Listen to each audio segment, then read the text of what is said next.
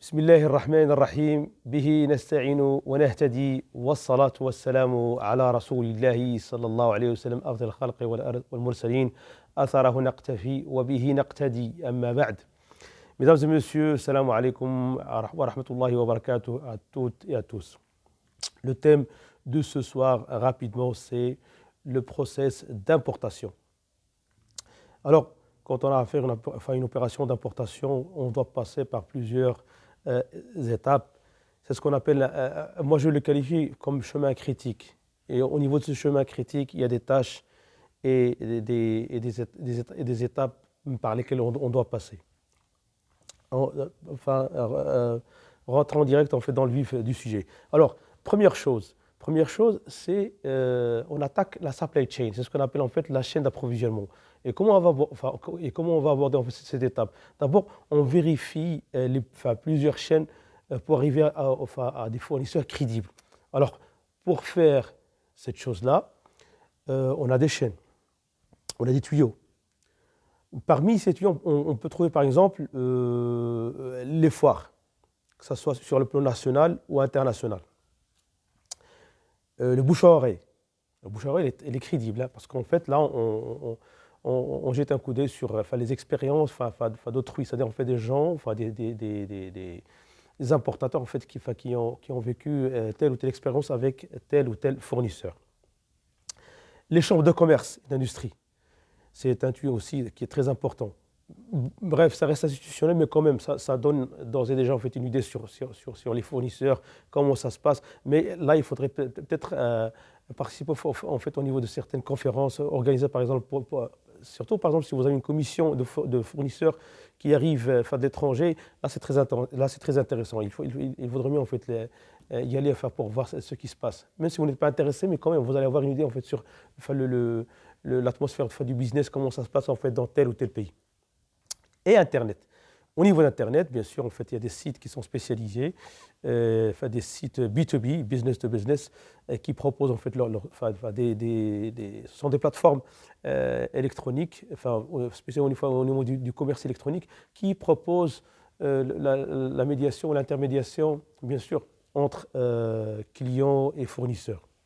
Quand je dis clients et fournisseurs, ça sur le plan national ou international. Donc si vous êtes au Maroc et l'autre partenaire il est en Chine ou en France, donc là on parle d'import-export tout simplement. Deuxième étape, là en fait on doit passer à l'étude. Donc après avoir mené une étude sur les besoins de votre marché, la chaîne de distribution, comment est-ce qu'on distribue en fait ce genre de produits ou d'articles que vous voulez en fait importer, parce qu'en fait la chaîne de distribution est un élément très déterminant, surtout au niveau des charges. Si par exemple si vous faites du négoce, donc par exemple vous avez des entrepôts, mais vous occupez pas de la distribution, là en fait là, vous n'avez pas beaucoup de charges variables. Vous avez en fait seulement des charges fixes en ce qui concerne la location des loyers. Ou sinon carrément en fait si ça passe carrément du port directement aux entrepôts d'un certain client, là c'est autre chose. Là pratiquement vous n'avez pas de charges. Je parle de charges fixes en termes de distribution, parce que qui dit par exemple distribution directe, c'est-à-dire en fait vous avez affaire au client final, là vous avez affaire à beaucoup de charges. Entreposage, les ouvriers, la distribution, le matériel de transport, les points de vente et ainsi de suite. Bref, on ne va pas rentrer dans le détail. Donc, il vaudrait mieux avoir une idée en fait comment ça se passe pour la distribution de ce produit. Est-ce que c'est un produit B2B ou un B2C et où est-ce qu'il est votre rôle au niveau de la chaîne de distribution? C'est-à-dire que vous représentez quel type de maillon? Importateur ou plutôt importateur ou distributeur, détaillant, subdirecteur, ou pratiquement vous maîtrisez toutes les étapes de la distribution, de A à Z, jusqu'à ce que le produit arrive au client final. Donc là, ce genre d'études, ça vous permettra en fait d'avoir une idée en fait sur le challenge et aussi sur l'enjeu en fait du marché, c'est-à-dire en termes de volume et en termes de chiffres. En ce qui concerne cet article, par exemple, est-ce que cet article, pratiquement plus ou moins, par exemple, en termes de volume, par exemple, sa consommation au niveau de votre marché, s'il s'agit d'une consommation intermédiaire ou une consommation finale, s'il s'agit en fait d'un produit fini ou une matière première, s'il s'agit par exemple d'un certain besoin qui est seulement, en fait, seulement saisonnier. Donc là, c'est à vous de voir et à vous, en fait, de voir et d'avoir aussi en fait, une idée sur la consommation de ce bien auquel vous songez en fait, vous voulez en fait l'importer. Alors, troisième étape, il faudrait en fait vérifier les prix et les prix de vente de votre bien, le bien que vous voulez en fait importer. Est-ce que le prix, est-ce qu'il est fixe ou variable?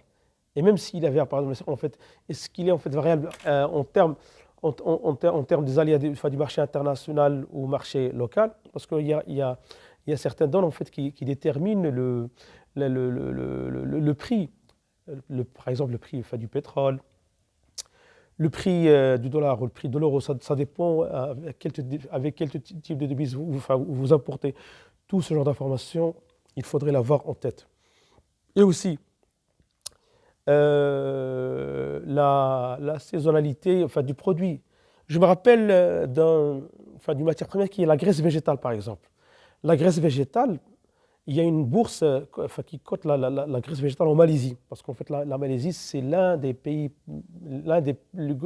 grands pays producteurs de la graisse végétale à base de l'huile de palme. L'huile de palme, hein. L'huile de palme. Pratiquement 65% de la production mondiale de la graisse végétale passe par ce pays. Alors avant le Ramadan, le mois de Ramadan, donc comme vous le savez en fait. Comme vous le savez, en fait, le Ramadan, donc il est terminé selon le calendrier en fait, lunaire. Ça veut dire, en fait, ça n'a rien à voir avec le calendrier en fait, chrétien ou grégorien. L'année qu'on connaît, par exemple, l'année chrétienne, l'année grégorienne. Donc le mois de Ramadan, par exemple, avant le mois de Ramadan, en fait, les prix, le prix les prix en fait de cette matière première augmentent de manière considérable et incroyable, croyez-moi. Et par exemple, le Ramadan de cette année, par exemple 2024, qui est bien sûr fixé selon l'année Hégire 1445, il coïncide cette année avec le mois de mars et le mois d'avril. Donc, et chaque année, il y a un décalage de 11 jours. Par exemple, l'année prochaine, Inch'Allah, il va y avoir un décalage de 11 jours. Si, par exemple, le Ramadan, par exemple, coïncide avec pratiquement le 21 mars, l'année prochaine, ça sera le 11 ou le 10 mars. L'année d'après, le 1er mars, et ainsi de suite. Et au niveau pratiquement de 30 ans ou 32 ans, il fait donc une rotation sur toutes les saisons de l'année. Vous voyez? Je vous explique ça parce qu'en fait, il est très important de faire le tour de tous les détails pour comprendre la consommation de votre bien que vous voulez en fait consommer. Les traditions, la religion, le prix, les habitudes de consommation, le circuit de distribution, les rouages, même l'ethnie. Par exemple, les gens l'ethnie, c'est-à-dire c'est un rôle déterminant.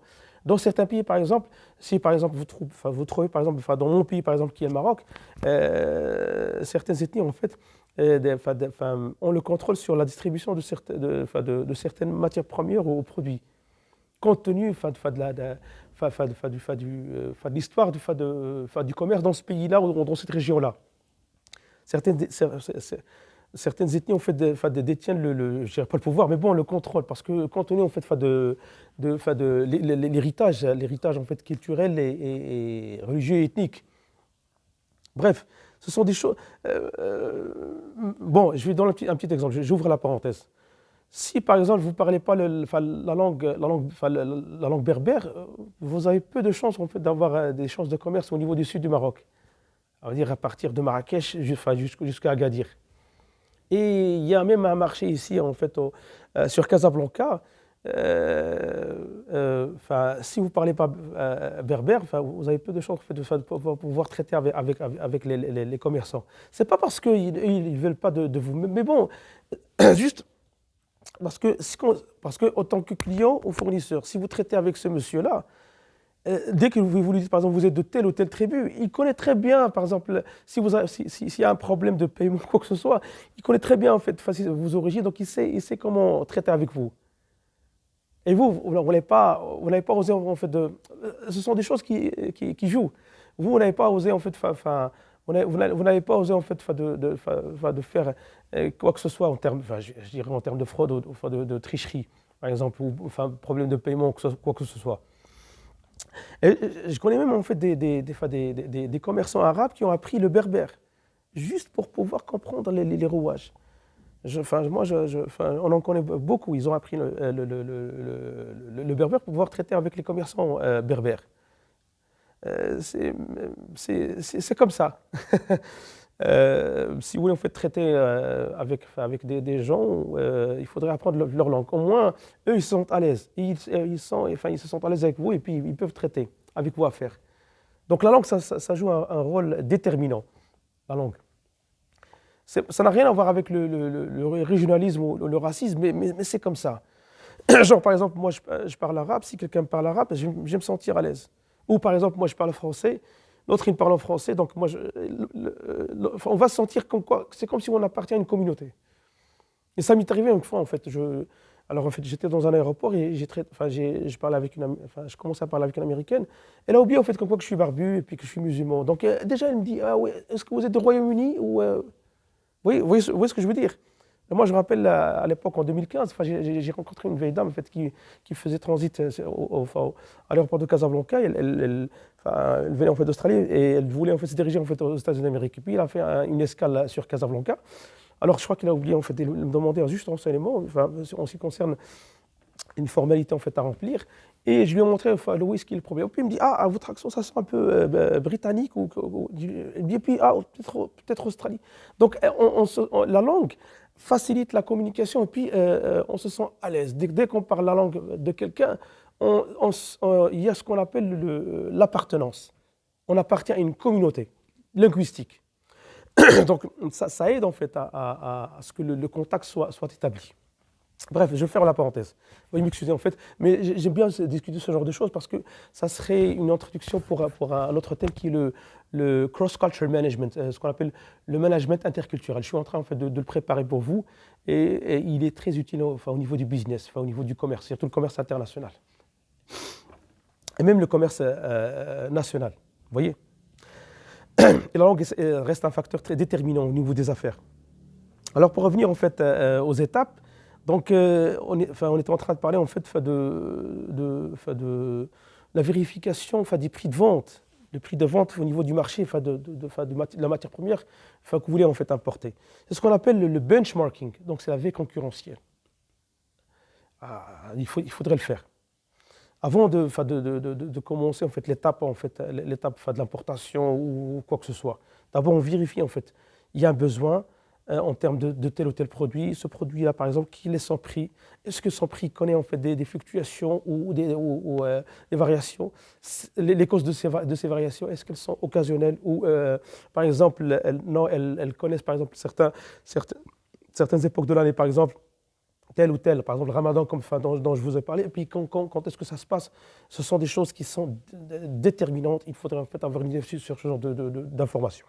Alors, numéro 4, la quatrième étape, vérifier avec le transitaire la taxe douanière que vous allez payer. Et là, vous allez passer par ce qu'on appelle la nomenclature douanière. C'est très important. Il faudrait être un petit peu, comment dirais-je, méticulé, piquer un petit peu sur la nomenclature douanière comme ça pour que votre transitaire, il faudrait qu'il connaisse c'est quoi votre produit, quel usage, pour qu'il choisisse la nomenclature douanière compatible avec votre produit et que vous payez la taxe douanière que vous devrez payer parce que ça se peut qu'il loupe juste un chiffre ou deux puis il passe à un autre produit. Et là, peut-être que la taxe douanière en fait, va augmenter. Et vous n'allez pas être compétitif par rapport à vos concurrents au niveau de votre marché. ce qu'on appelle le HS, ça c'est en anglais, le SH, le système harmonisé de nomenclature douanière dont on a parlé en fait au niveau de la vidéo en fait précédente. Cinquième étape. Alors le retour, on va faire un petit retour au fournisseur. Est-ce que vous avez des échantillons? Comment est-ce que vous avez négocié votre prix? Je vous conseille en fait de le faire FOB, Franco-Board, Free on Board. Et j'en ai déjà parlé au niveau la vidéo qui parle des incoterms. Leur rôle, parce que les incoterms, ça détermine la responsabilité, les engagements, les responsabilités et les droits de chaque partie, ça veut dire importateur ou exportateur. Donc, mais moi, je vous conseille de négocier le prix Franco-Board, FOB. Pourquoi? Parce qu'en fait, vous n'allez pas vous amuser en fait à demander, par exemple, si l'usine, par exemple, de telle ou telle entreprise en Chine se trouve loin du port, disons, pratiquement à une distance de 500 000 km. Est-ce que vous maîtrisez en fait les facteurs de production au niveau de ce pays-là? Non. Donc il vaudrait mieux en fait négocier votre prix FOB, Franco-Board, c'est-à-dire au bord du navire. Au bord du navire, hein. Le conteneur doit être à bord. Voilà. Ah, en fait, vous allez en fait vous faire sortir de tous ces problèmes-là. Et puis vous demandez en fait le meilleur fret. Le meilleur fret. C'est-à-dire en fait le fret, c'est la charge du transport maritime. Par exemple, d'un port chinois, par exemple Shanghai, Qingdao ou Ningbo, Hangzhou, jusqu'à Casablanca, par exemple. Et les délais de livraison aussi. Et puis par la suite, vous lui dites, ah, s'il vous plaît, rajoutez le prix, le montant FOB au fret pour avoir le montant coût et fret. Mais ne lui montrez pas, ne lui dites pas donnez-moi le prix coût et fret direct, parce que les deux prix vont être mélangés. Et peut-être qu'il va y avoir, vous voyez, des chevauchements entre les deux prix. Donc faire en sorte de distinguer le prix Franco-Board, Free on Board, du fret. Et par la suite, au niveau de la au niveau de la facture commerciale, faire ça de manière distincte. Donc, prix FOB, fret, et puis le total coût et fret, CFR, Cost and Freight, coût et fret. Et bien sûr, à ce niveau-là, au niveau de la cinquième étape, il faudrait avoir ce qu'on appelle BATNA. BATNA, ce sont the best alternatives to negotiate agreement, c'est-à-dire avoir les meilleures alternatives en termes d'accords négociés. C'est-à-dire en fait ne pas avoir le scénario 1. Scénario 1, scénario 2, scénario 3, scénario 4, scénario 5, et ainsi de suite. Tout dépend en fait de ce que vous avez comme luxe de choix. Et je vous propose en fait de négocier donc avec 3 ou 4 fournisseurs à la fois. D'ailleurs, en fait, par exemple, 2 par région. Par exemple, parce que certains pays sont gigantesques. Genre, par exemple, deux fournisseurs, par exemple, au niveau de la côte Est. Il y en a un, par exemple, au niveau de la côte Est, mais un peu vers le nord. L'autre, par exemple, le mainland, c'est-à-dire en fait à l'intérieur du pays, comme ça pour voir comment ça se passe pour le prix FOB. Là, vous allez avoir une idée en fait sur le prix FOB. Est-ce qu'il est correct? Est-ce qu'il y a des marges d'erreur? Est-ce que c'est un intermédiaire? Même si l'intermédiaire, peu importe. Mais le plus important, parce que lui, il pourrait faire le contrôle de qualité pour vous. Et puis, tirer avantage de ce qu'on appelle la subvention à l'exportation au niveau de son pays. Ça veut dire le gouvernement chinois, parce que lui, il accorde cette subvention pour pouvoir promouvoir et booster en fait, les exportations chinoises vers l'étranger. Mais le plus important, c'est d'étudier en fait, les alternatives. Et ça se peut par exemple que le deal ou plutôt l'affaire en fait n'avance pas avec le premier fournisseur. Donc avoir ce qu'on appelle, je peux mettre l'expression, enfin une roue d'échange, une roue de secours, pardon, pour la voiture. C'est-à-dire en fait avoir les alternatives, d'autres alternatives avec fournisseur X, Y et Z. Et même ces alternatives vous donnent une idée comme quoi si votre fournisseur il est sérieux, est-ce qu'il a l'intention en fait d'avoir une relation commerciale à long terme, c'est ce qu'on appelle en anglais lasting business, c'est-à-dire si, parce que ce genre de choses, ça vous permet en fait d'étudier en fait la mentalité et puis les intentions en fait, de votre partenaire. Je ne dis pas qu'il n'est pas bien, non, mais non, juste pour voir que lui, comment il réfléchit. Surtout pour un bien, que vous voulez par exemple l'importer plusieurs fois, par exemple, au niveau de l'année ou même. Et puis pour ne pas avoir le problème de la rupture de stock. Alors, préparer ce genre de choses. Sixième étape, là on passe à la documentation, c'est-à-dire en fait les documents. Les documents qu'il faudrait préparer, qu'il faudrait demander à votre fournisseur. Je commence par ce qu'on appelle commercial invoice, la facture commerciale. Alors pour la facture commerciale, si vous me permettez, en fait on va cacher un petit peu les données de certains fournisseurs. Donc elle est comme ça. Pardon. Donc là vous avez la facture commerciale. Là, le pays de provenance, la ville de provenance qui est Ningbo, là, dans ce cas-là du Chine, et puis la destination c'est Casablanca, voyez. Et là en fait on est en train on va montrer ce qu'on appelle au niveau là vous avez un tableau.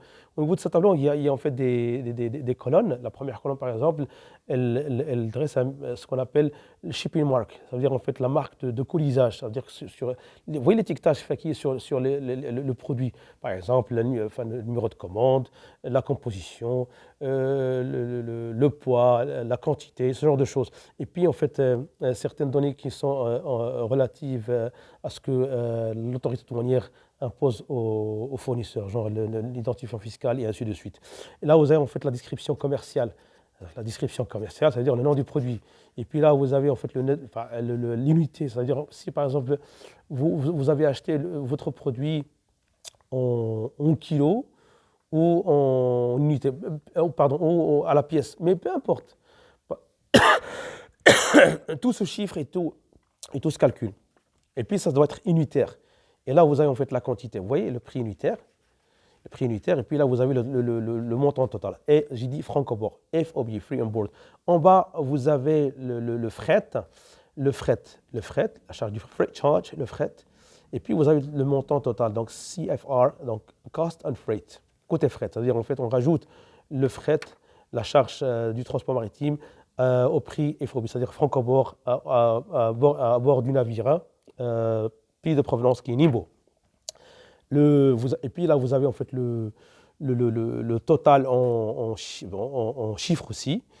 Et là, vous avez en fait, et juste en bas, vous allez avoir besoin d'afficher en fait comment dirais-je, les bank details, les coordonnées bancaires de votre fournisseur. Et en haut, l'entête, il doit faire figurer en fait le nom du fournisseur et ses contact details, et ses coordonnées bien sûr. Adresse, siège social, numéro de téléphone, fax, email address, l'adresse email, et juste à gauche, un petit peu en bas, le nom de votre société qui importe le produit en question. Ça, c'est ce qu'on appelle une facture commerciale, commercial invoice. Ça pourrait être aussi pro forma invoice, ça veut dire la facture pro forma. Parce que ça se peut que vous ne maîtrisez pas en fait le flux, je dirais pas, vous n'avez pas une idée en fait sur ce que, plutôt le fournisseur, il n'est pas une idée sur la capacité en fait d'embarquement du conteneur. Alors il donne en fait des chiffres juste approximatifs, le temps de faire charger la marchandise, l'embarquer au niveau du conteneur, et là il vous donne en fait la quantité définitive. Vous voyez? Alors facture commerciale, premier document. Deuxième document en fait la liste de colisage, packing list en anglais.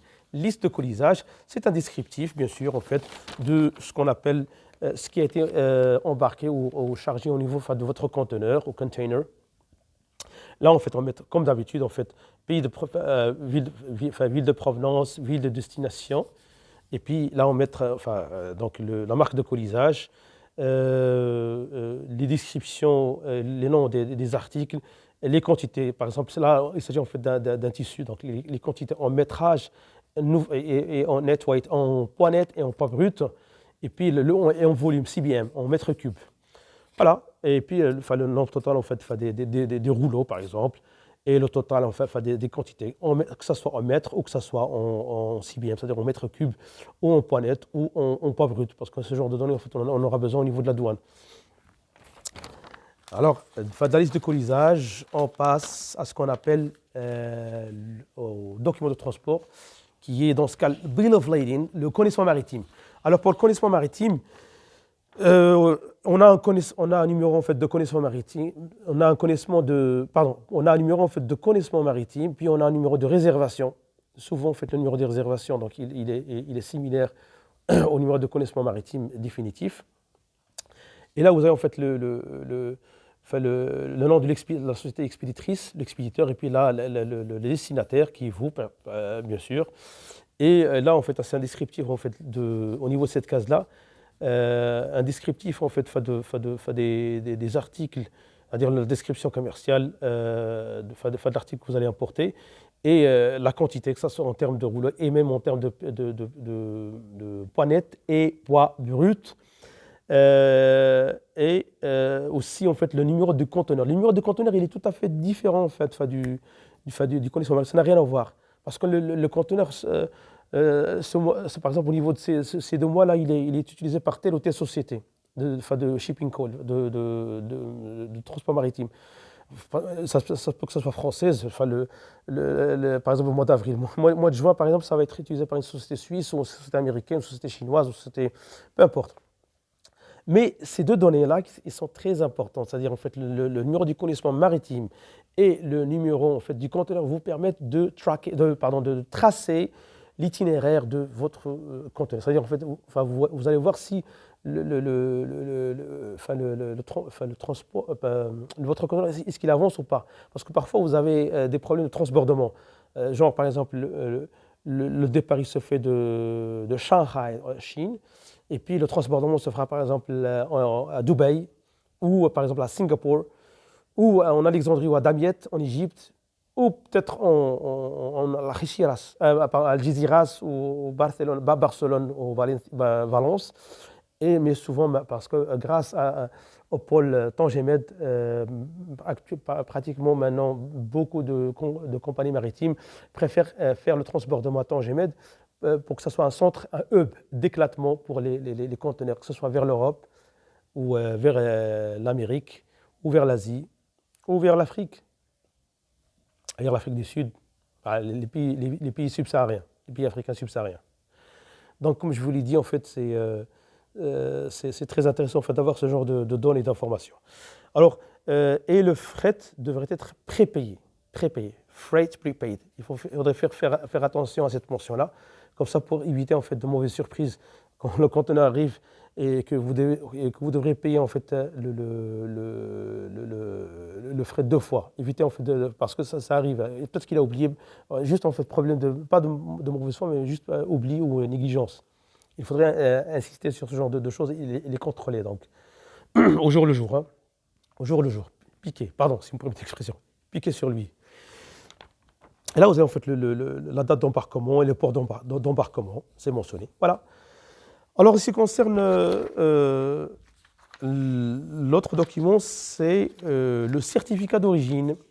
Le certificat d'origine, il est livré par la Chambre de commerce et d'industrie en fait, du pays de provenance et la ville là où, pardon, où ça a été fabriqué tel ou tel produit. Voilà, certificat d'origine, son numéro. Sa date de délivrance, le nom de l'expéditeur, et puis pour quel pays en fait il est destiné, voilà. Et là on met la nomenclature douanière dont je vous ai parlé. Voilà, ce sont 10 chiffres. Comme je l'ai dit, en fait, les 6 premiers chiffres sont à usage international, c'est-à-dire que si vous importez par exemple tel ou tel produit, comme l'exemple qu'on a fait du café, 0,9, les grains de café caféiné. 09 01 21, c'est utilisé à l'échelle internationale. Pardon. Là que vous avez en fait, c'est utilisé. Brésil, Maroc, France, États-Unis, Chine, peu importe. Mais les 4 chiffres qui suivent, les 6 chiffres, ceux-là en fait on ne sait pas. Peut-être qu'ils sont utilisés, peut-être que c'est juste à usage national pour pouvoir déterminer certains. Par exemple, si le produit il est organique, non organique, enfin les spécifiques au pays. Mais les 6 premiers chiffres, parce que pratiquement vous avez de 6 jusqu'à 8, jusqu'à 10 chiffres en ce qui concerne la nomenclature douanière. Mais les premiers 6 chiffres sont importants, sont principaux.